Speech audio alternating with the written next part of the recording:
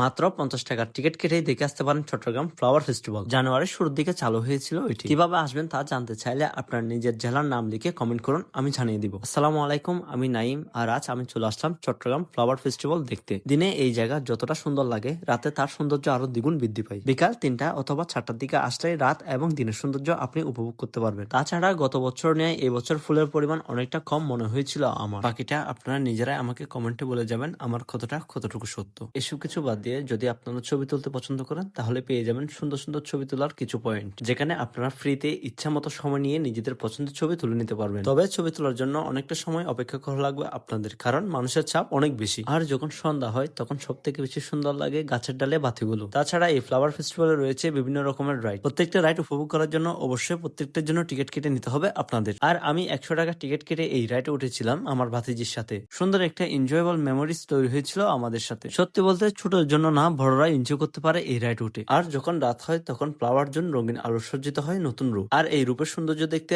অনেক মানুষের ভিড় হয় রাতেও। আর ফ্লাওয়ার ফেস্টিভ্যালের অন্য পাশে থাকে নৃত্য অথবা গানের আসর। এই সবকিছু মিলে ফ্যামিলি অথবা বন্ধুদের সাথে খুব সুন্দর একটা দিন কাটাতে পারেন আমাদের চট্টগ্রাম ফ্লাওয়ার ফেস্টিভ্যাল এসে। এবং আমার ভিডিওটি আপনাদের কাছে কেমন লেগেছিল অবশ্যই কমেন্ট বক্সে জানাতে ভুলবেন না। ইনশাল্লাহ দেখা হচ্ছে পরে কোনো ভিডিওতে। সে পর্যন্ত ভালো থাকবেন। আসসালামু আলাইকুম।